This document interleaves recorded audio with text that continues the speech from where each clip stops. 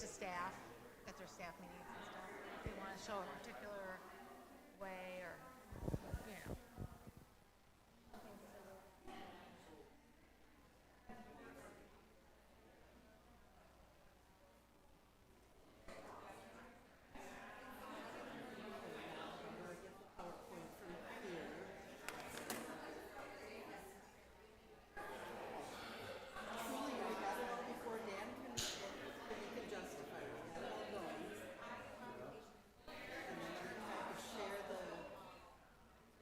I did attach the slides to the invitation.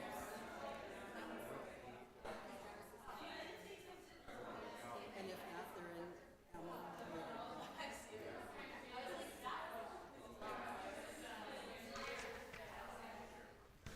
That's what's happening every time.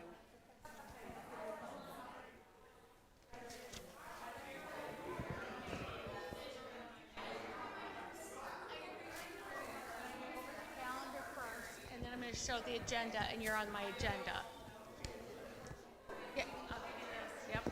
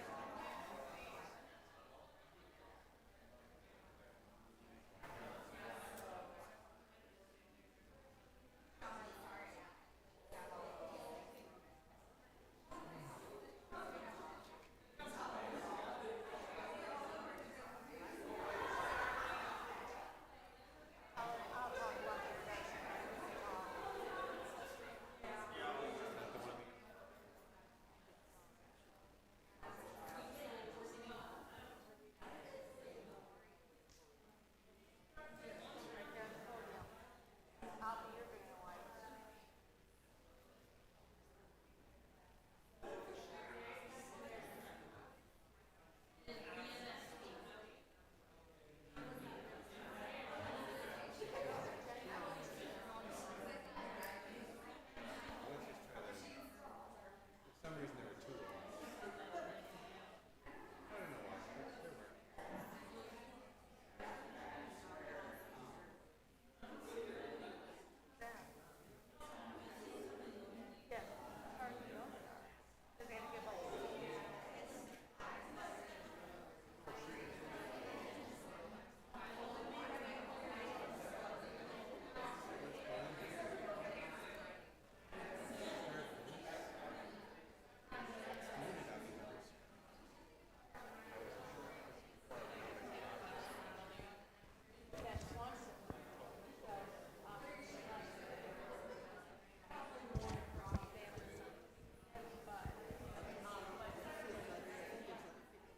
Yeah, well, it hasn't done this before. So that's fun.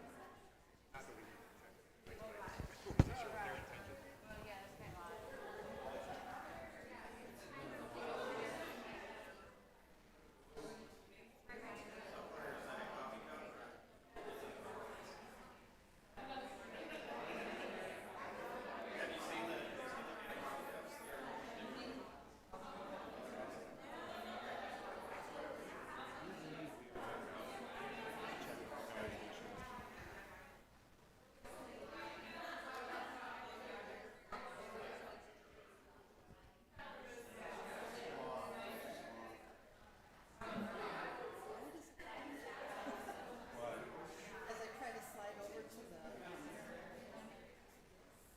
I slide over, then it pops up with other stuff. Here's the clicker. Got it? So yeah, you don't need you to do.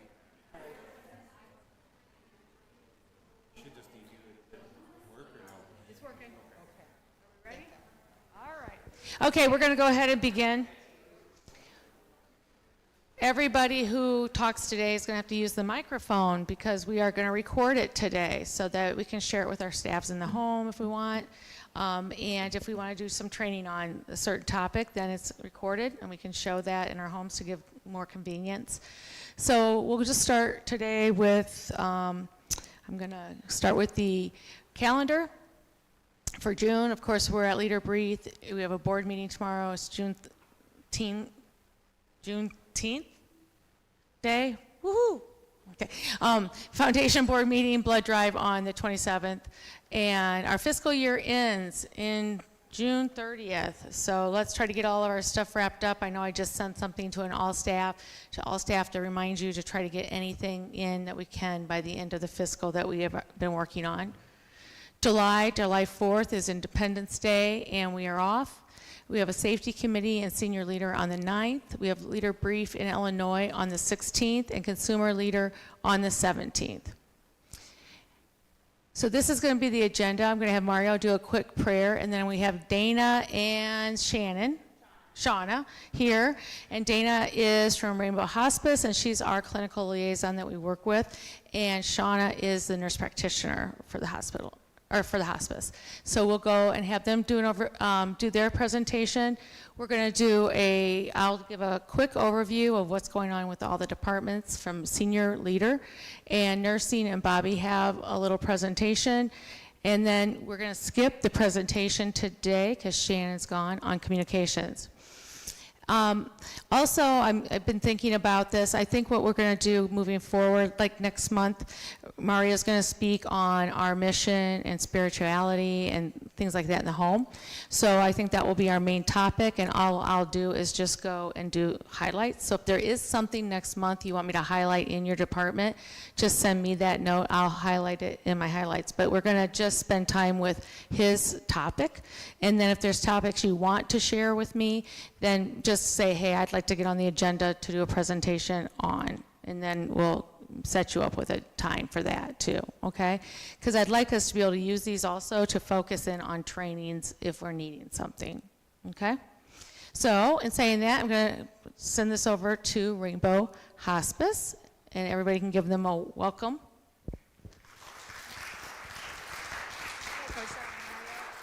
Wait a minute. I didn't follow my own agenda. Mario needs to give a prayer. See, you girls sing better than me.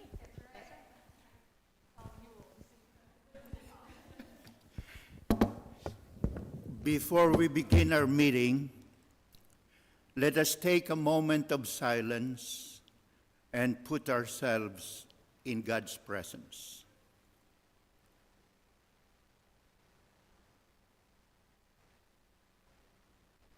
Heavenly Father, we thank you for our dedicated staff. We appreciate their commitment and the unique gifts each one of them contribute to the success of our organization. We are grateful for the time and effort they have invested in supporting our mission. We ask for your blessings upon them and their families as we begin our new fiscal year and implement our 3-year strategic plan. Please guide and support us as we move forward. Surround our staff with your heavenly protection and keep them safe from all illness and harm. Help them to continue to grow personally, spiritually, professionally, and financially. May our common goal strengthen our collaboration, enabling us to work harmoniously and achieve the good works you have planned for us. In Jesus' name we pray. Amen.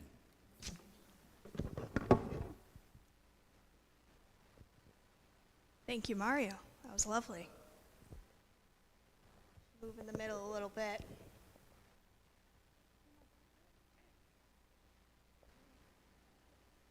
I don't know. Hello, folks. My name is Dana Trainier. I'm one of the nurses from Rainbow Community Care.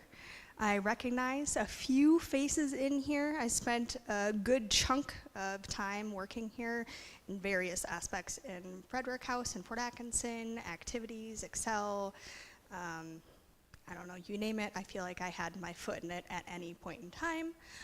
So happy to be back here talking to you guys. First time up here in front speaking. So happy to share what we have with you. For those of you that don't know me, I went to MATC here in Fort Atkinson, there in Fort Atkinson and Watertown, got my nursing degree in 2017, worked at a community hospital for 3 years, then worked as a RN case manager for Rainbow Community Care, then was a director of nursing amidst COVID at one of the facilities in Fort Atkinson. Now I'm back in my role as clinical liaison to share education with facilities in our area, group homes, hospitals. There's a lot of turnover going on in the world these days, and there's a lot of new rules coming in, old rules coming out, so just here to give support any way I can. And I'll let my coworker here, Shauna, introduce herself. Thank you. So my name is Shauna Lambrecht. I'm one of the nurse practitioners at Rainbow. I'm the director of provider services, so I oversee our nurse practitioners, and I also run our palliative care program, and we'll get a little bit into the different service lines that we have. I don't recognize anyone here, so nice to meet you all. I have had some experience at some of your group homes seeing patients, but I've never been to the main campus here, and it's beautiful. So it's really lovely. My experience, I graduated as a nurse in 2010 and worked primarily in critical care, so ICU and emergency room. And then after graduating in 2016 as a nurse practitioner, I worked primarily in cardiology and hospital medicine.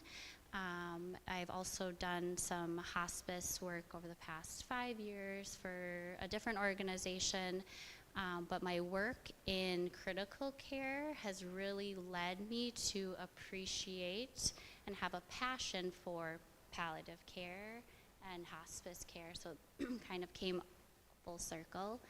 I think that's all about me. I'll give this back to Dana. Tell you a little bit more about Rainbow.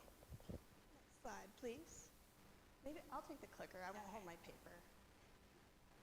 Oh, it's fancy. Fancy. I love it. So a little bit about Rainbow. Rainbow started in 1990. It was a group of volunteers that saw that people were struggling at end of life through means of symptom management. They were in pain. They didn't have the resources. They weren't having the right conversations. There was a need there. So this group of volunteers got together. It started as more of a vigil, so sitting at bedside watching, and it has grown to what we know as the hospice Medicare benefit that we know and love today and we care for patients with. In 1990, we started with just the one hospice program. Ooh, there's a pointer. Small things, guys, small things. So it started with just the hospice program. That was a nurse, a social worker, taking care of patients where they called home. Eventually, they saw that there was a lot more need in the community, not just hospice. There were daily needs. So in 2001, we birthed our Friends in Action program. That's our volunteer-based community program. So not on our hospice program, not on our palliative program. It's for patients who may not have a lot of family. They don't have support to help them do the things that they need to do and to help them maintain whatever that might be. Independence, financial independence, grocery store, bank, just isolation. They're isolated. So card games, just that community aspect. And it eventually grew to the 6 different programs we have today on this graphic. Hospice care, advanced care planning, Friends in Action, palliative care, grief support, and community health ministry. Talk a little bit more about them. The premise of all of this was to take care of people holistically, not just the medical clinical part. We're looking at the wellness. We're looking at people's body, mind, spirit, soul, and relationships, which I think is a mission that both of our companies, all of us here at St. Coletta, all of the people at Rainbow want to give our patients a really holistic, good quality of life when we can. There are things that we can do to make the later stages of life easier and more meaningful, provided we allow ourselves to think about them, talk about them, and act on them. So one thank you for today is thanking or allowing us to come here and talk to you about that. One of the things that we have come up with now is a big book. It's not that big, but it felt big when we were trying to write it. We have 5 copies of it in the back. Some of the houses were given a copy of this book, but it goes through in detail and asks some pretty pointed questions about what do you want the end of your life to look like? What are some of the questions that we should be asking our loved ones? What are the things we might need to prepare for? What are the things that we didn't know? So we've got that publication back there. It's on our website. I really encourage you guys to take a look at it if you haven't. It goes far more in depth into the things that we're talking about today. Who knew we rebranded? Who knew we were Rainbow Community Care? Who was confused? That's all right. January 2024, we were branded. We were known for Rainbow Hospice Care, and we kind of are still today known for Rainbow Hospice Care. That did not go away. But our major name, Rainbow Community Care, was changed because we do a lot more than just hospice. So we think about it as an umbrella of care, meeting people where they're at and with what they need.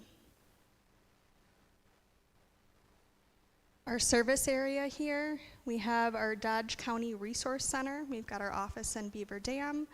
We've got the first office in Jefferson here. This was the home base. The inpatient center in Johnson Creek.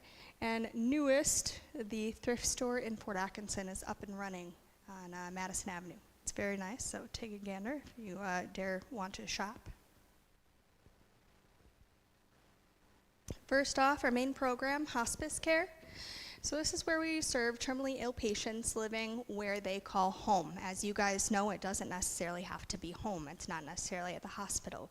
We serve people where they're at, like in your group homes. In 2024, our average daily census, we served about 178 patients per day. 83% of our patients lived in Dodge and Jefferson counties. The median length of stay, so the complete amount of time that patients were on our hospice program, averaged 21 days.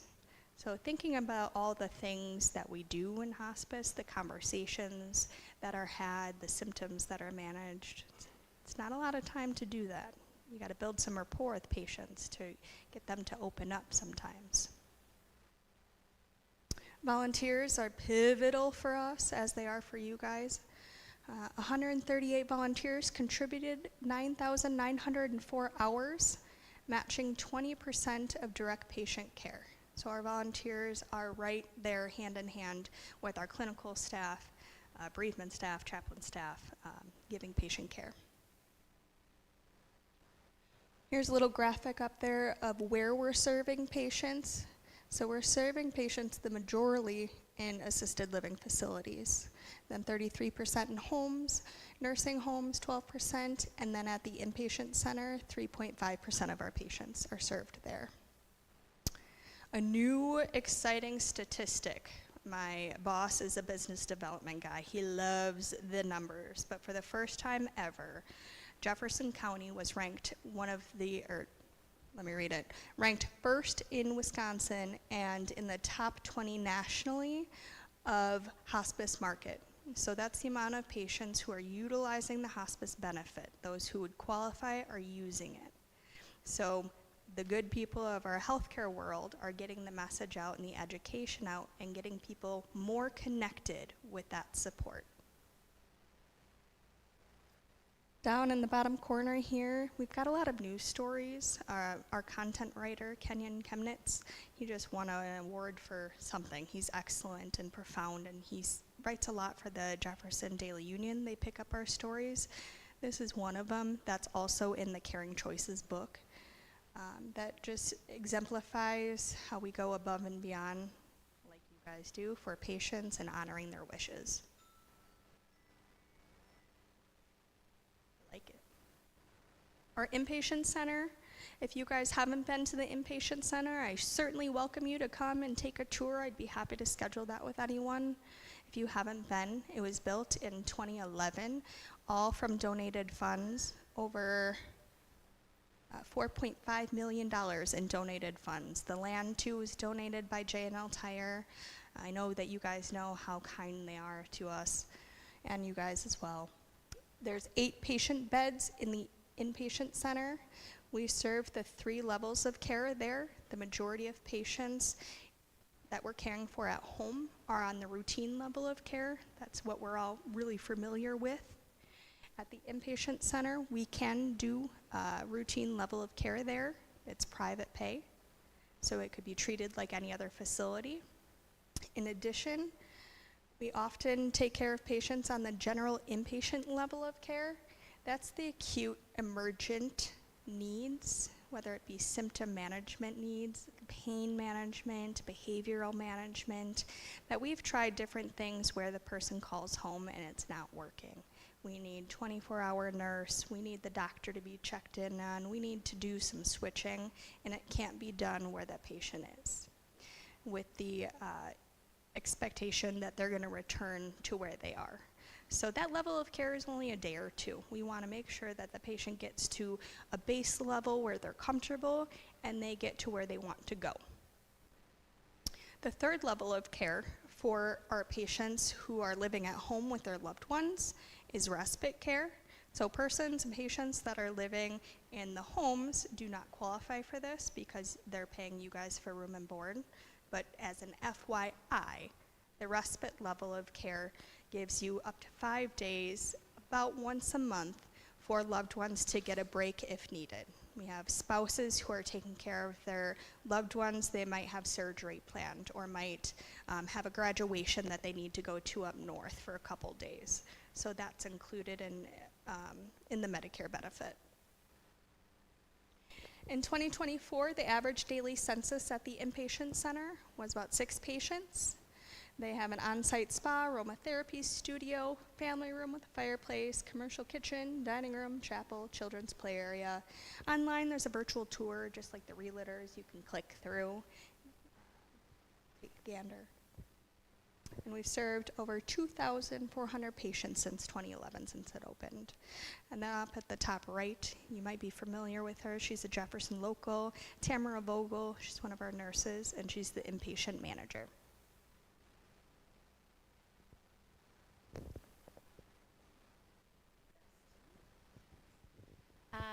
Okay, so Rainbow Palliative Care, thank you, Dana, for inviting me to spread the word about palliative care. So like I had mentioned, I am one of the nurse practitioners, but also run our palliative care program. I've been with Rainbow for almost 3 years now, and we have continued to grow and improve our palliative care program. Formerly, we called it supportive care management, but we found that it was confusing for providers and patients to really know what the program was. So I remember when I was in a clinical and nurse practitioner, my training with Dr. Grayeski, who's one of the old school local docs in Watertown, and I remember him asking me, what is the difference between hospice and palliative care? We had a little old lady who was kind of failure to thrive and was in and out of the hospital a few times, and I was like, well, hospice is, comfort-focused care and for patients in end of life. And then I said, and palliative care is comfort-focused care and for end of life, which of course is not the case. So my question to you is anyone familiar with palliative care? Have you worked with, had a family member or had any patients on palliative care? Okay, and can you define anything that makes palliative care different than hospice care?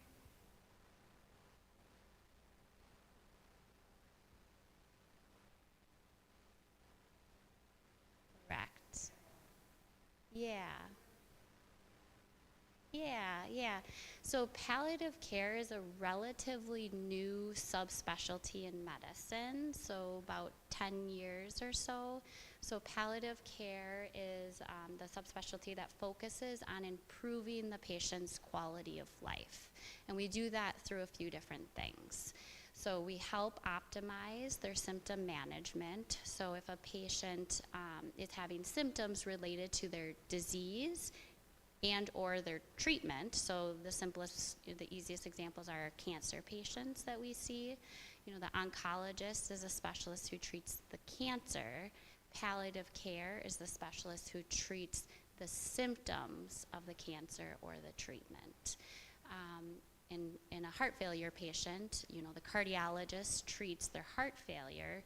We treat their symptoms related to their heart failure, whether that be shortness of breath, fatigue, weakness, confusion. So first thing we do in palliative care is we help optimize their symptom management. So we don't have any magic pills that the primary care doctor doesn't have access to, but we look at the patient differently. You know, we're not there just to, you know, what is your shortness of breath? Here is a medicine to help with it. We look at the patient holistically, you know, so their support in their home, where they live, how they take their medicine, and what's causing this, and how can we improve it. We also work in an interdisciplinary team, much like hospice. So our palliative care program consists of nurse practitioners, so myself and Bethany Berg and Sarah Stewart, our other two nurse practitioners. The team has a social worker as well too. In facilities or group homes, we share the social worker with our hospice team. In our home-based patients, we have separate social workers. Typically in the homes, they have a lot more psychosocial needs because they don't have 24-hour caregivers, they don't have somebody delivering the medications. That's why we have a separate social worker for that. And then we also have access to our spiritual support and our bereavement support and dietitian as well.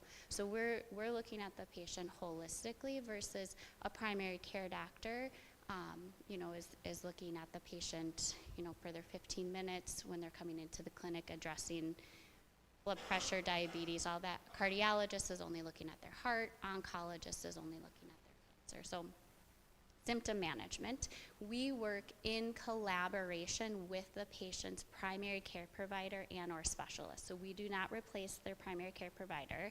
We are an extra layer of support.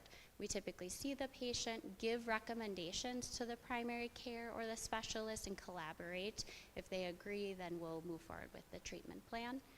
So symptom management, I would argue that the most important thing that we do is have goals of care conversations with the patient and or surrogate, and that really takes a lot of time and is usually really robust conversations. So when we talk about advanced care planning, not only making sure the patient has an advanced directive, so whether it's a healthcare power of attorney or living will, but making sure that when they created this document previously, if their wishes still align with it, helping them understand what the process is in case if they need to be incapacitated, but then really going through the types of care that they would want if X, Y, and Z.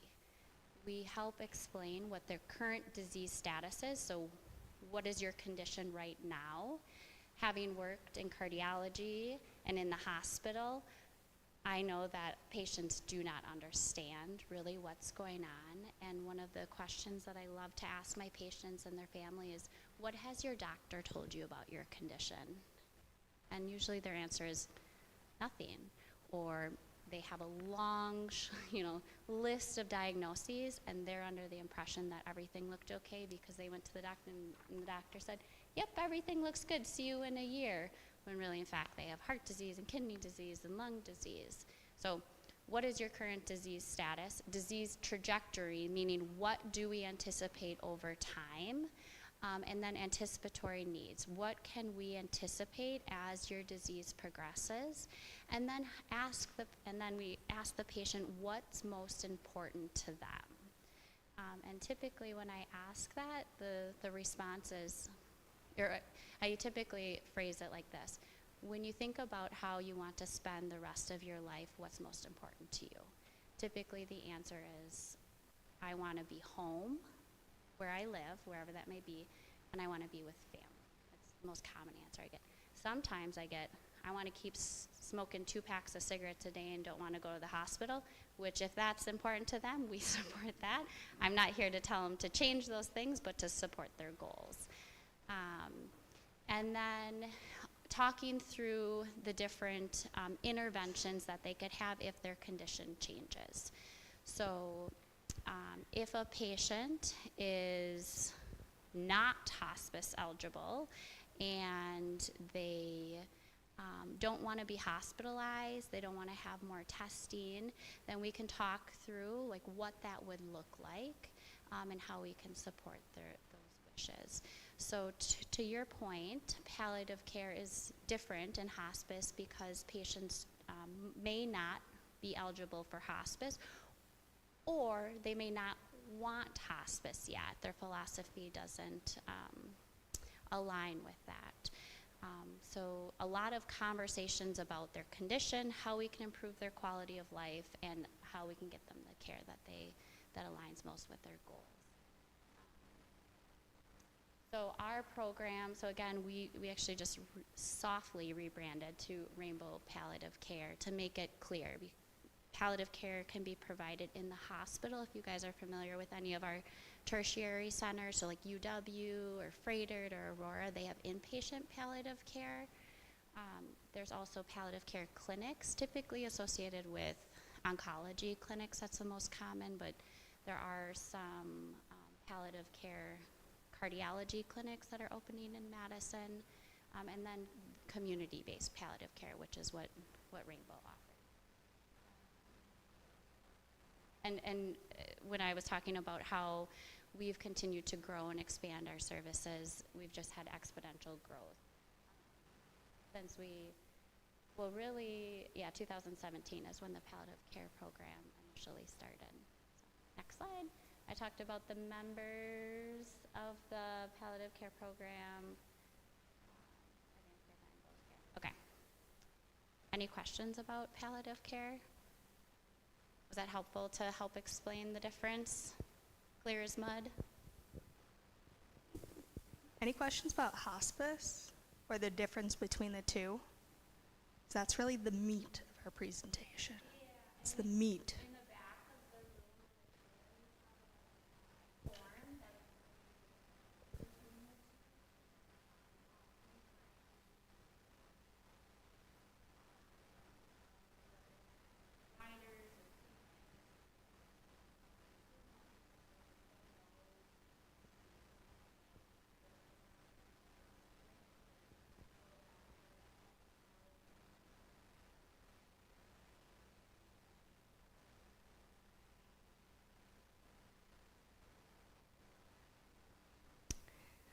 So they get intertwined with a lot of our programs here. They got their own slide. Many of you may recognize a gentleman on this slide, perhaps. But this is our spiritual care team. We've got Laura Wessels, Hillary Furnish, Terry Hines, sorry, her name is blocked there, and Steve Steele. And they do a lot with our patients. At the basis for our hospice program are there for helping guide our patients and family members in their spiritual needs. It doesn't have to necessarily be religious, but oftentimes these spiritual needs arise when someone is going through end of life. Different emotions arise for them and their family members, something that they may not have voiced for a million years. And it didn't happen to come out until someone gave them maybe permission or guidance to walk through that part of their life with them. In addition, so not just with our hospice patients who are at that 6 months or less to live, our palliative care patients often get support from our bereavement team in whatever they may be going through.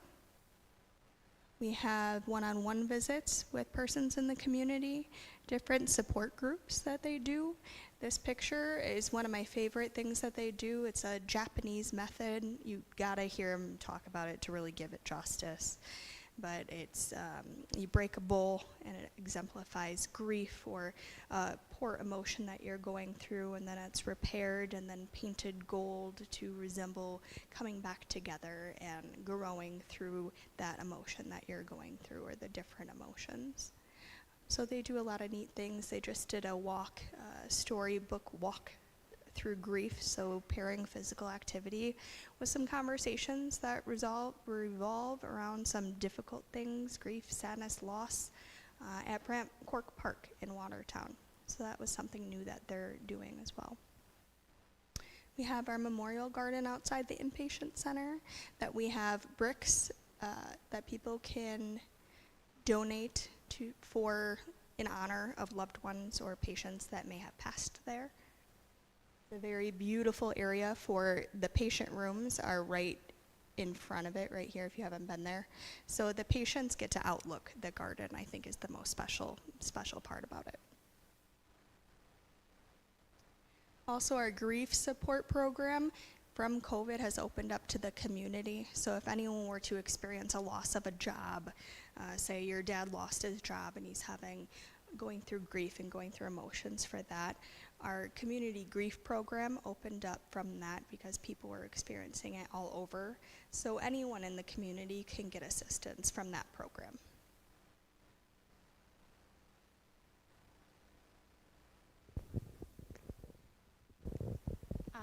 So I'll talk about our advanced care planning program as well. So we do a lot of advanced care planning in palliative care, but if somebody doesn't need the full program, we have a program that just focuses on advanced care planning and helping clients create their advanced directives.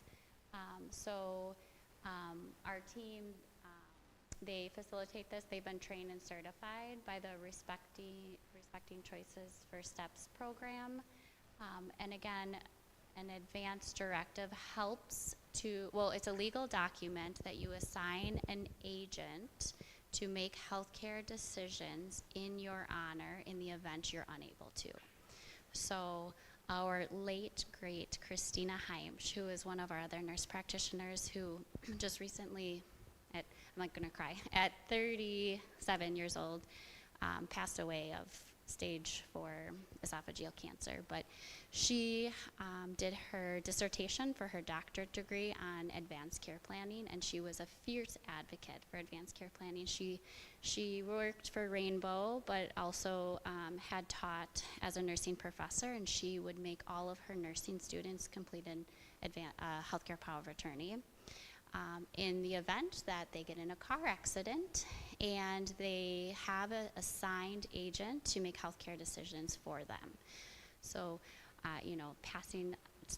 speaking in Christina's honor and trying to spread the word of ensuring not only our clients have advanced directives, and in your case with the group homes, do most of your clients have court-appointed guardians? Court-appointed, okay, or do you have anybody that has a healthcare power of attorney that's been activated? Yes, no, okay, so, there's some differences in those, maybe healthcare power of attorney isn't applicable to your clients, but for yourself, your loved ones and your parents, completing it and then understanding what that means. So when you assign an agent in the state of Wisconsin to make healthcare decisions for you, stroke, heart attack, car accident, they need to know what your wishes are. So the most important part, other than completing one, is making sure they know what you would want. Would you want to be intubated, a trach, a G-tube? So those are all things that we can help complete the form, and it's a legal document that guides those decisions. Regarding guardianship, court-appointed guardian, that's always in palliative care, having conversation with the guardian about the goals of care. That's a lot of the work that we do. But when I talk about advanced directives and healthcare power of attorney, I think about when I was an ICU nurse and the the first code that I ever had. So code meaning my patient died, didn't have a heartbeat, and my role was to resuscitate. This patient was a full code. She was a 64-year-old Down syndrome patient. Her healthcare power of attorney was her mom. And in 2011, the average life expectancy for a Down syndrome patient was 50.8 years. So she was well beyond that. And so what we see in medicine is we've been able to help patients live longer, but not necessarily better. So the question I always propose is, even though we can, should we? She did not survive the resuscitation. And if you've ever been in a resuscitation or ever done CPR on a patient, you would really understand the importance of patients and families knowing what that looks like and what that really means. It's not pretty. It does not look like what it does on TV. So when I talked about my work in critical care and hospital medicine and how it's brought me to this role, I really speak passionately about it because I have attempted resuscitation and done a lot of life-prolonging interventions on patients that maybe they could have had a different end of their life had we had this conversation earlier. So that's my spiel on advanced care planning. Spiel on that. Questions on that? No, sometimes we have residents coming in from out of state too. We often see it coming across our desk when we're signing on to hospice. Ooh, what state is that from? Is that legal here? What's going on? So making sure that it is applicable in our state before it gets down to the nitty-gritty of, hey, is this legal? Well, they might be passing soon. Who's in charge? Who is making these decisions? So making sure at home with residents that those are all up to snuff, and if there's any questions, while they're able to make their choices, just get a new Wisconsin one drafted to mitigate any questions going down the line. That was my only thought I had. Free. Anyone doesn't have to be on our program. Hey, my mom in Whitewater, she doesn't have a power of attorney. She doesn't know why she needs one. She's welcoming someone to come and talk to her about it, but I don't know if you'll get her to sign it. Sounds great. We'll dispatch a social worker who's trained in it, trained in those conversations, and then they go and schedule it. It's kind of how that works.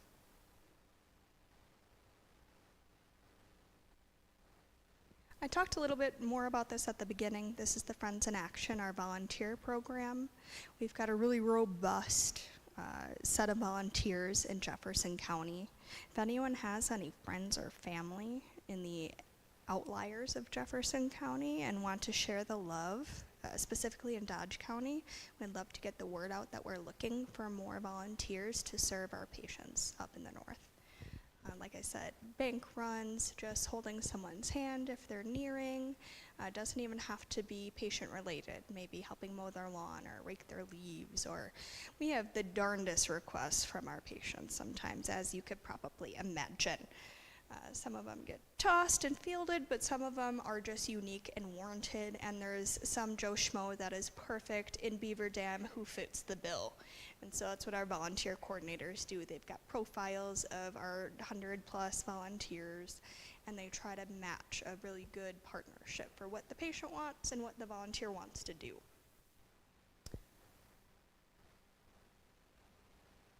Probably running short on time. I have no way of telling what time it is.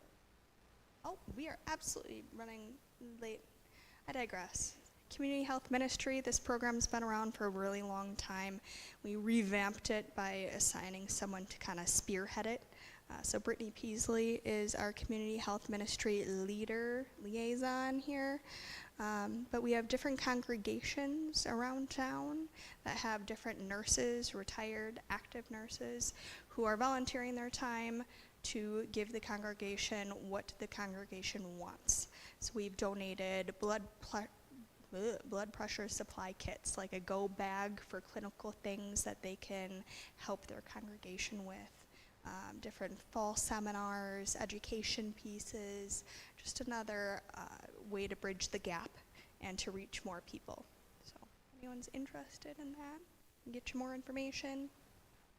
Our hospice care, what we are most known for, Dennis Quaid, he does a short form documentary series. They asked us to be on it, one of 4 nonprofit hospices in the nation, and so they did a pretty good job of explaining what hospice is, what palliative care is in a 4-minute video. So if you're at all interested or are interested in sharing, please do. It's on our website as well. Questions? I'll leave the brochures in the back. I'll leave a stack of palliative care versus hospice care. I'll leave a stack of my cards. I'm literally at your disposal for any questions. Thank you.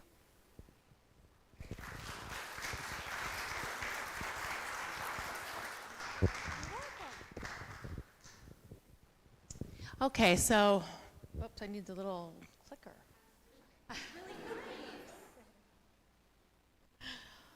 Okay, so before I get into this restructure, I do want Kendra, I've asked Kendra to come up for residential and talk about our financial, client finances, and she's going to, as we work in the new fiscal, we're gonna have you guys look at your binders. Kendra's gonna show you what we want consistent in each home, and then tell a little background of what she has in the binder itself.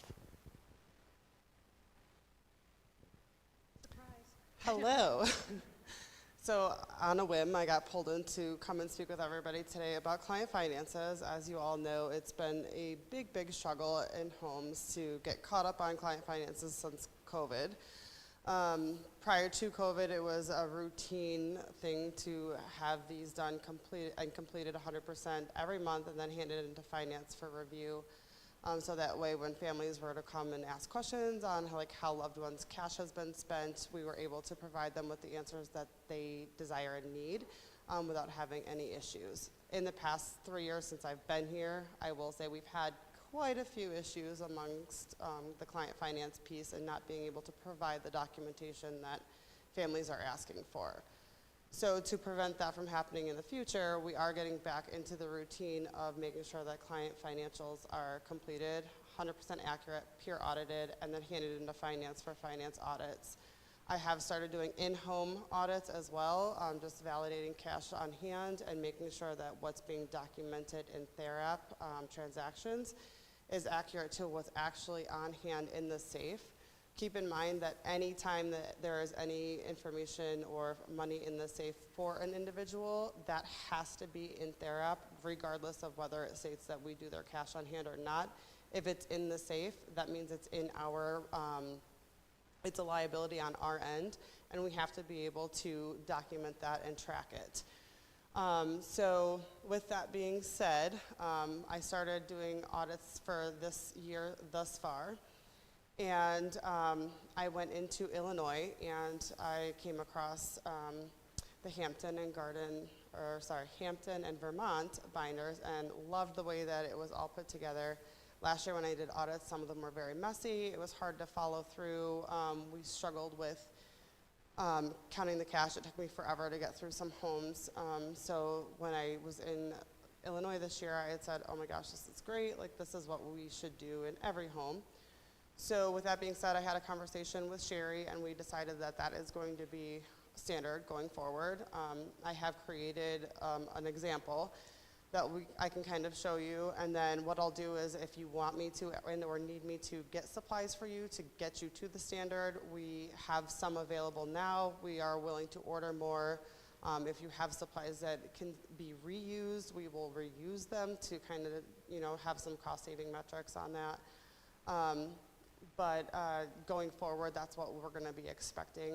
I know there's been a lot of conversation regarding checking accounts and whether or not we are responsible for getting the bank statements and making sure that everything reconciles. At the end of the day, if our name is not on that bank account, it is not our job to reconcile it. So with that being said, you will probably have a negative transaction balance on your checking account profile on TheraP. That's okay. The idea of it is to track every transaction and hold on to those receipts. Then at the end of the month, you would do an account correction, zero it out, and then have a packet to hand a family saying, hey, here's the transaction sheet and here's all the receipts that go with it for that bank account that we don't manage.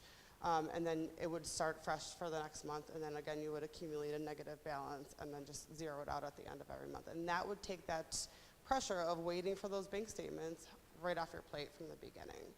And if you have questions, don't hesitate to ask me on that. It is going to be written into the policy, and we will be updating that policy as time comes. It's in the process now to get done. So once it is done, it will be given to everybody to be able to review. So, because if you think about it, if our name's not on it, say Jenny's and Meyer, Jenny could take money out of it. How would we recognize?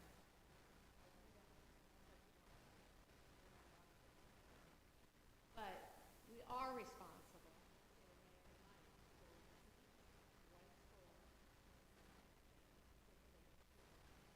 That is cash. You still have cash. You're definitely actions of a debit card. If our name's not I always had like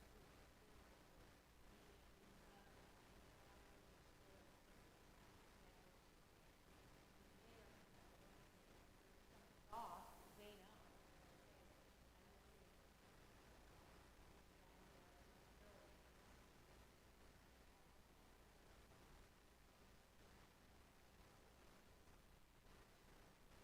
We're gonna go through this book real quick. All Okay. right. So I did put an example binder together really quick just to kind of give you guys an idea of what it's going to be expected to look like going forward. So I happened to create Mike's. So I have just a cover page to identify what the binder is. On the inside cover, it's the residential policy for client finances. And then we have these two little business card sleeves, I'll call them, where you can put, if you hold on to client IDs or debit cards, they're nice little sleeves. You can just slip them right in there to keep it neat and organized. And then there's just a couple packets, one that has your cash on hand transaction audit sheet, and then your checking audit sheet as well, so that you're tracking every single month on those individuals. Then we're clearly identifying who the individual is. Then they have their own cash on hand and checking transaction log for the month, and then their own pouch. And in the pouch, obviously, is where you would keep your cash on hand and then any receipts for that month. At the end of the month, when you clear out all your receipts, this should be empty other than the cash that's in there. And that's it. And in the back, there is also the sheets for your monthly reconciliation and then your pure financial as well. That you, hopefully that's a reminder to just say, hey, I need to do this at the end of every month. And then, like I said, once it's completed, it gets handed into finance. We do our audits and reviews on everything, and if we have any questions or concerns about it, then we would obviously come to you and or Sherry or Shannon or Lisa, whoever it may be. And Kinder has been kind enough to say she would have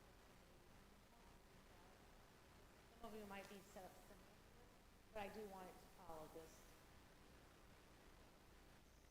And that's truly all that should be in the binder. Anything else should needs to be stored somewhere else.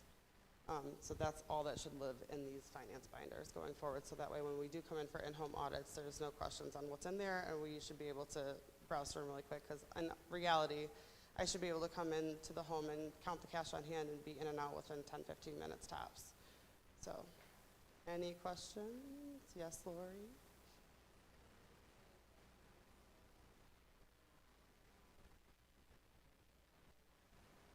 Correct.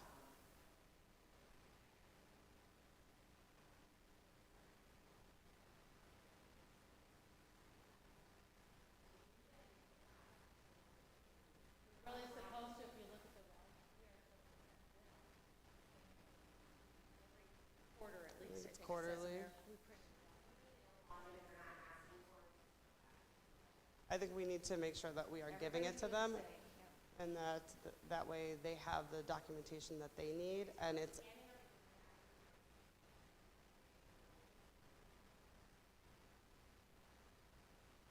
yours is a little different because it's 13,190, and we can have that conversation off, like, to make it But you easier. want you only want copies? It depends. If it's U.S. bank receipts, we want the originals. But Then, for well, we might finance as well just audits, say, what do you guys want? Okay, because you would need to have all your receipts that go with it. Right, but you need to, they need to know.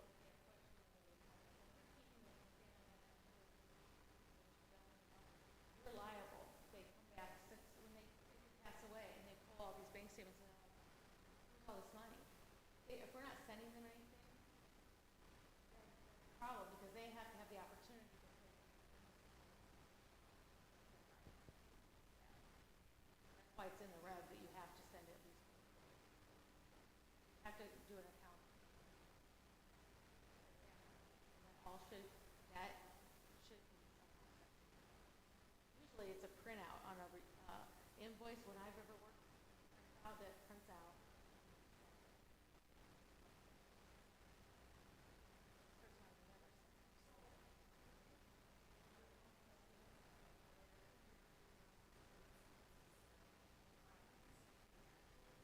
That's what, yeah, I don't know.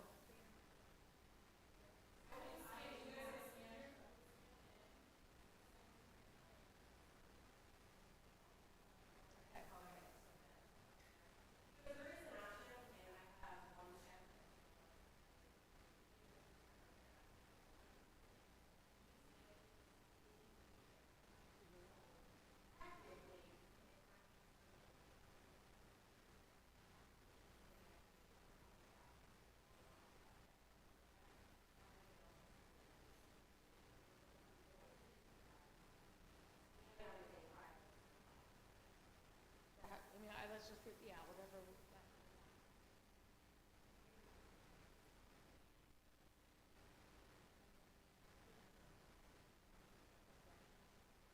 I've never done that, so I'd have to learn that piece.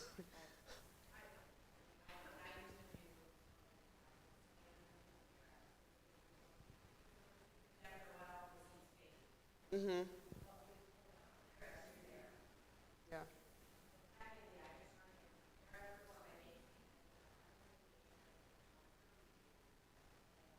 So why did we ever stop scanning?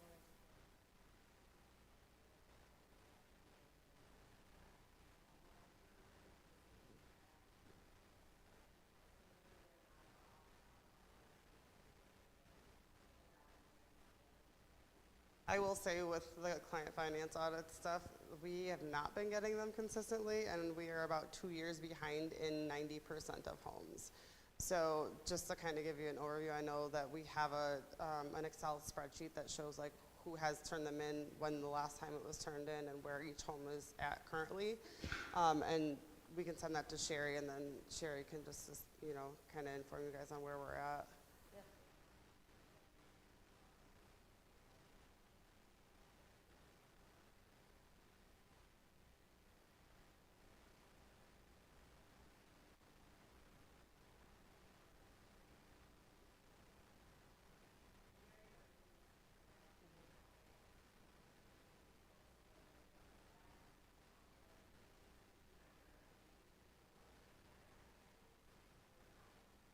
And we did find her PowerPoint, so we do have a copy of it.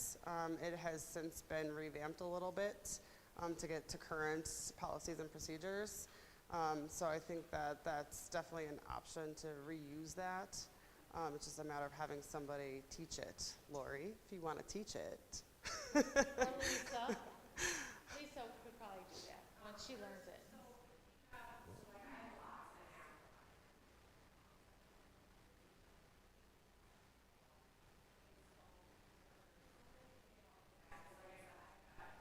Lisa will do it.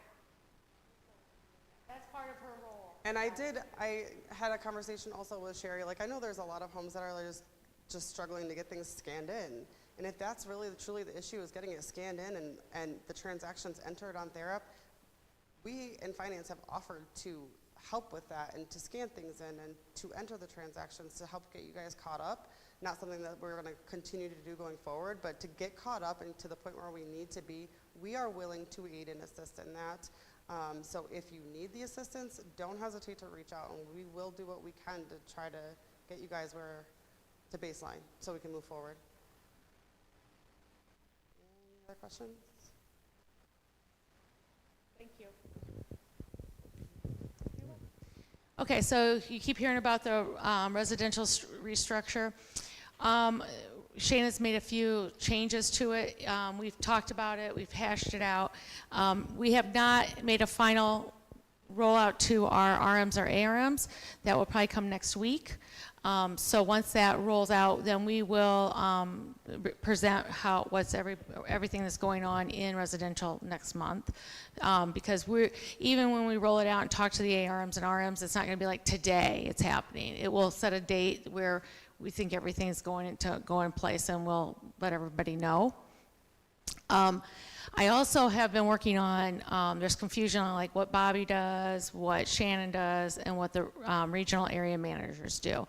And so there is a breakdown of just general responsibilities, which I'm still kind of working on. It, of course, is bigger than what a page is, but I'm just trying to give you the overall view. But basically what's going on is the regional area managers are the people who are supposed to be in the home, helping the homes get organized, help with finance, help if you have a project that's not done, you should be able to reach out to them and they can go help you. If your house is struggling with some family issues or client issues, you should be able to lean on that RAM and they should be able to come help you. So their office is, Lisa does have an office here, but her office is in different homes. It's going to be going around to different homes and spending time with you, getting to know what's going on and what your challenges are, and to help solve those challenges, to give you extra support. They are like the direct supervisor. Then Shannon is the regional. She'll be working on, investigations, incidences, helping collect all that stuff, making sure we have every department notified of issues that are going on, so that she can really concentrate on making sure we communicate with the rest of St. Coletta on things that need to be going on and ensuring that all paperwork and stuff is put in timely. Bobby's role is basically, going to be where he goes in the home. He's going to address what's going on with the homes. As you've seen, there's new audits. And he is going to then track whether that was completed. And if it's not completed by the date he indicated, then he would move that on up to, Elisa. And then her role would be, I think I put in there, if they haven't completed it in 72 hours, or after Bobby says it, they have another 72 hours to get the stuff done. Because what we're finding is we have a lot of things in place, and we've told you about the error, but it never gets fixed. So we need something to close that loop. When Shannon's gone, it will be Bobby that will be answering the phones for her. And he is still in the rotation of residential manager, but like I said, the RAMs are who you guys should be calling first, and then they would call Shannon or myself, okay? And just so everybody does know that Washington Street apartments are closing. The residents have been told, and we will still serve them if that's what they want once we find them, help them find some housing, okay? Okay, emissions, and this changes all the time. I just pulled it from the last slide, but so emissions has 2 pending emissions in Illinois, 1 respite and 1 pending in Jefferson. There's a lot of moving parts. We're moving people internally and externally in, so they're doing a great job and get these all filled. Our mission on our strategic plan, we are focusing heavily on spirituality, making sure that we are practicing what our mission statement is in our homes, to our families, and to each other. So Mario is going to be speaking next month about that and what that looks like.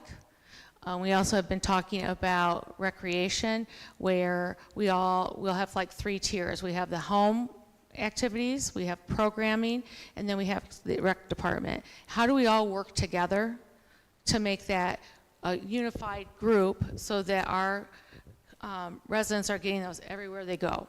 So that's, we call it the 3 tiers. So when you hear that, home ones will be free. Then we have the programming downstairs or at IGC, and then recs are going to be those special ones, and we are going to ask rec to start including GMA in some of those. So in the next 6 months, we should see some extra classes that they can sign up for and pay for that will be done, and we're just kind of trying to grow that program into a unified program so it looks like we're getting it everywhere where we have the opportunity.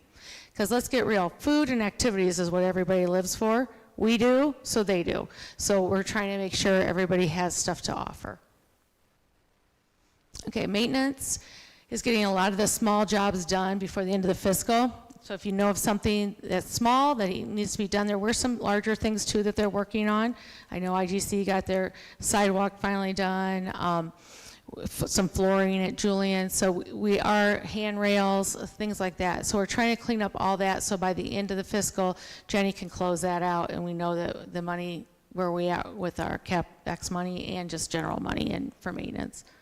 Transportation, please invite Art to your staff meetings for the next month or two, because he's gonna come speak about the app that he has that you guys can use to help, where transportation can help with get groceries. They can maybe take someone to a medical appointment, or just pick up your vehicle and get gas, get it washed, things like that. So he's going to come and just talk about different opportunities that transportation has to help you in the homes. And then technology committee is forming. IT is really working. They're going to be getting a new O drive, and within that O drive is going to be our new files that say, residential, CC, whatever we want to name them, and then we're going to break it down.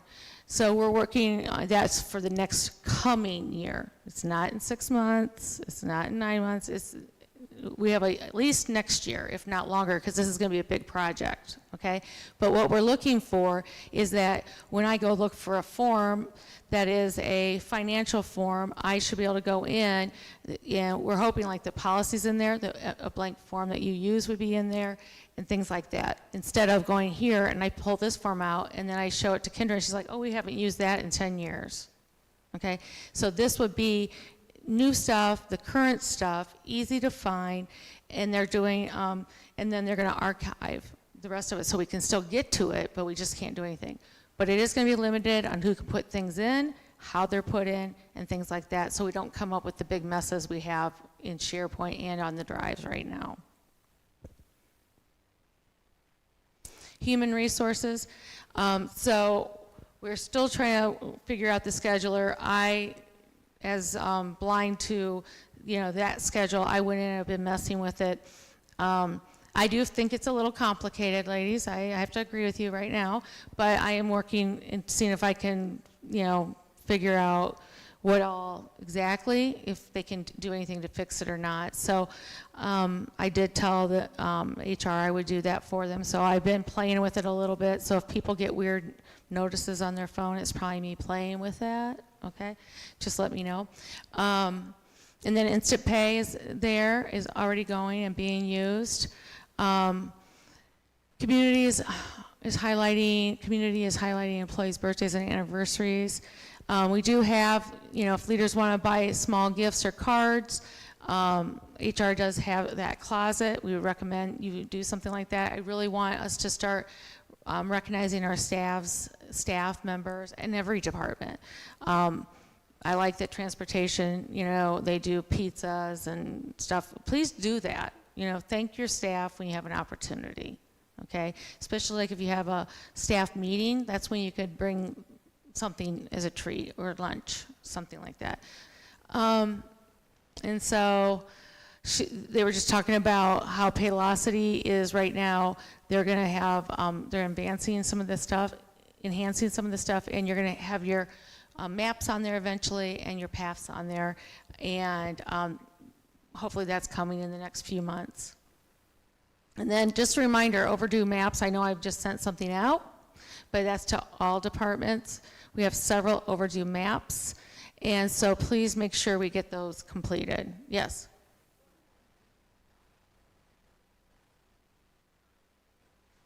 Okay, I didn't know that. Now, what? Okay, so then you need to make sure you let HR know that, because you should be able to. Now, we do know that sometimes happens, say, I'm not under your house, and I come work at your house, sometimes those people have problems, but we just need to let them know that they're working in your house so we can raise that, barrier on them. But I thought they did all that, but just let HR know, okay? Also, that they are going to have, the benefits, the voluntary benefits, that's coming up. They didn't give us a date, but that is coming up. So you can get, additional insurance. We have farmers insurance you can look at, pet insurance. And then just making sure we get our trainings. I think this is for caregivers, that's the new one this month, or for May it was. And I just sent out something to everybody here too, just let's try to get all of our trainings up to date by the end of the fiscal year so that we can see where we're at halfway through. We are a lot better off than we were last year. So that's the good news. So that's why I sent you a little thing that said, with the numbers, so it's not horrible. So let's try to, get them done. Okay, then Bobby.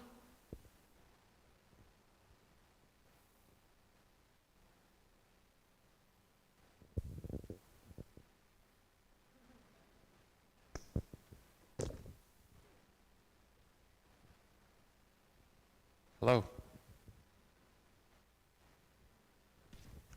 I have the laminated copies of the 6 rights from ALPS. What is right number 6? What was it? Documentation.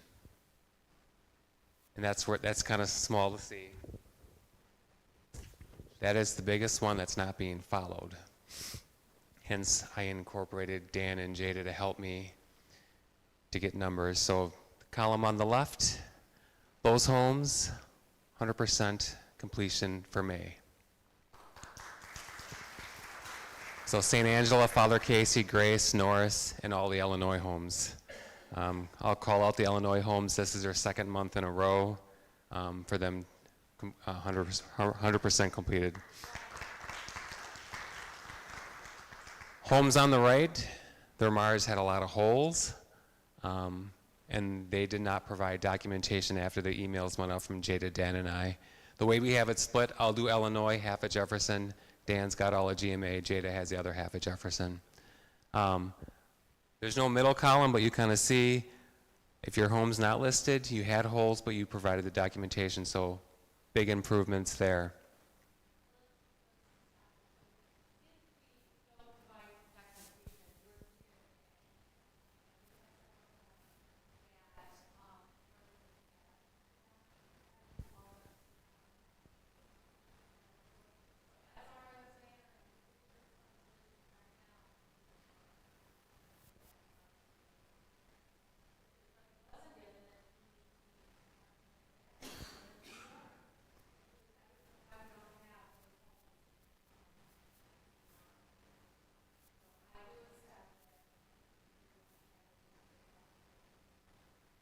Right, we need to be using paper, and if there's an actual med error, because that's something totally different than documentation, even though it's considered an error.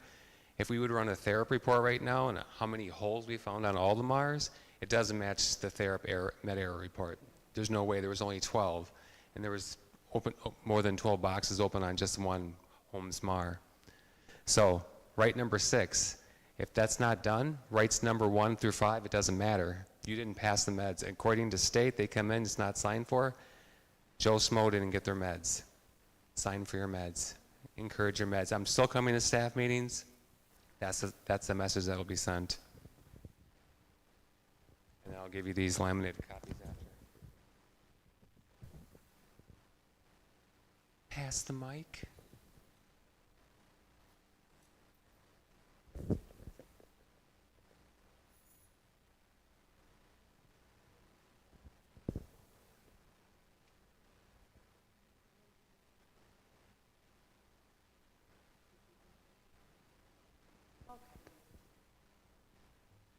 All right, so a lot of you guys, everybody that needs it should have already gone into the lcguide.org website, but we're just gonna go through it really quickly.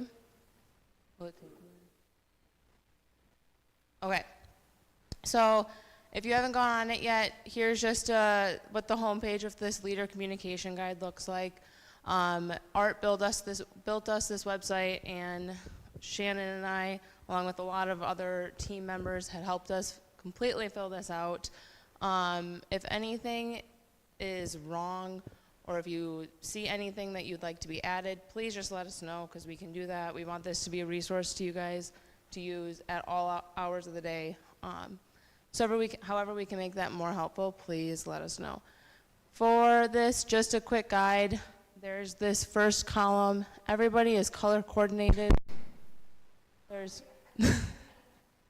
There's phone numbers in there, names, everything that you may need, especially just for a quick guide. Then going on, just for an example, here's 911. If you just need to look really quickly, you should be able to, just look for your color. What do I need to do from here? Who do I need to notify? And then you can easily go to that guide help to get the phone numbers if you don't have it in your phone already. One thing I would like to point out is in the top right corner, there's the download documents. This has quick access to PDF files that you may need if you don't want to go searching through the drives until we get those updated. So in here, we're kind of replacing the red ALPS binder that we handed out when ALPS fully came in the beginning. So all the sheets and forms that they supplied us with should be on here. Along with that, bowel tracking form, change of condition, decision tree. Again, we can add anything to this that you guys want added. So if there's a document that's not on here, I know there's a few we've talked about adding already, but just please let me know and I can easily add this. You'll also see the on-call nursing schedule on there. We have gotten rid of the nursing on-call phone, which if you tried to call in the last 3 weeks, you probably found out. But we sent out an email a few weeks ago. We have now just gone to our work cell phones, and our schedule is listed on here. Does anybody have any questions about the guide? Cool. Do I go back?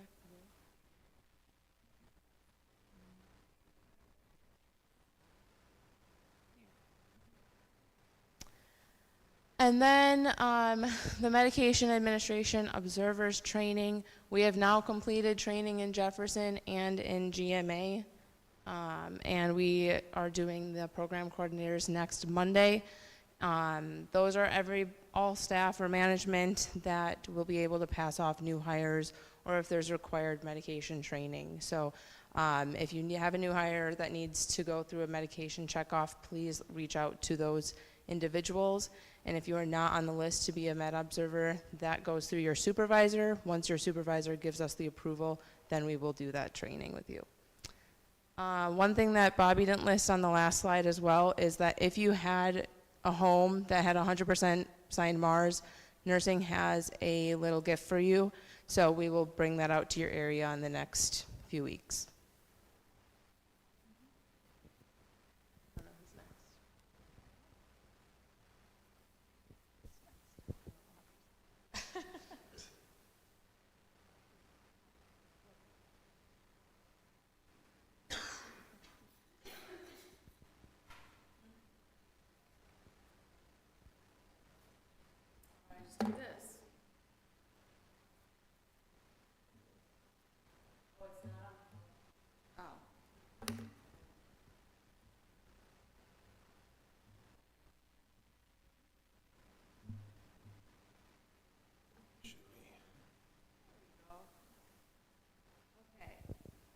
Illinois, are you on?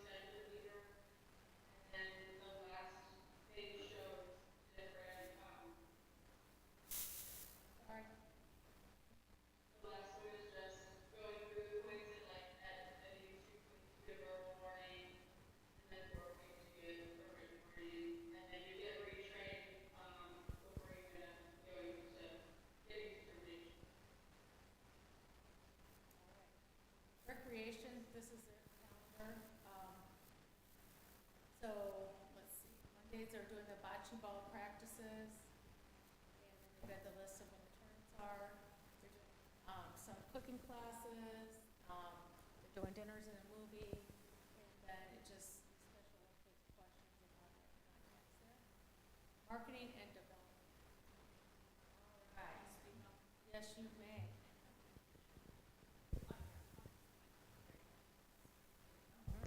Hi, everybody. If you don't know me already, my name is Claire Keisley. I'm the new Assistant Director of Marketing. I'm just here to speak on a couple things that we worked on last month and also things that are going to be coming up for you to need to know. So first and foremost, last month we ran our Mindfulness May campaign. This campaign was used to fundraise to provide more mental health programs. May was recognized as Mental Health Month. So we used that push to drive fundraising for expanding our current offerings for mental health for all of our employees. And I'm happy to say we raised so that number's wrong, we raised more because we got checks in the mail. So we raised about $24,000, which we were about 1,000 short from our goal, but I say that's about 97%, so that's pretty good. And from there, I guess that number in the future, we'll see kind of how those programs will come out, but just know there's money and we will be acting on it. So fun stuff there. Do you want me to? You got it, sure. Next thing, family weekends coming up. So Friday, August 1st and Saturday, August 2nd, less than 2 months away, and we want all of you to join in on the fun. So we are pushing for volunteers. So if you volunteered in the past, great, you can volunteer again. Why volunteer? It's a great chance to interact with families and connect with other colleagues that you might not typically engage with. See lots of smiles. We're gonna have dancers coming, balloon, what are those called? The balloon artists. Yes. Let's see, Bobby, I'm pretty sure you're DJing, correct? So if that's not an incentive, I don't know what is. And if you do volunteer, you will get a free shirt. So please come volunteer, reach out to Katie Simon, send her t-shirt size when you're available. We're looking for volunteers for setup, takedown, running the actual event, so please let us know. Yes. Next thing, LinkedIn. Who all has a LinkedIn profile? All right, so majority of you, but if you don't, highly recommend getting one. It's just a great way to interact with other businesses, interact with our page, interact with just seeing what people do in your neighborhood. I think it's a great way to expand your presence, and we want to help with that. So we created a couple LinkedIn banners. You can reach out to me or Donna. They might be on the M drive or they're on a drive. I'll have to check with Donna which one. And so we created a couple just branded ones. It just shows your presence, kind of what you're doing. It's really eye-catching, if you want people to come to your profile, you want them to know what you do. There's about a 5-10 second window people look at your profile. So right off the bat, you just let them know your values and who you're working for. So I think it's always important. And last but not least, employee spotlights.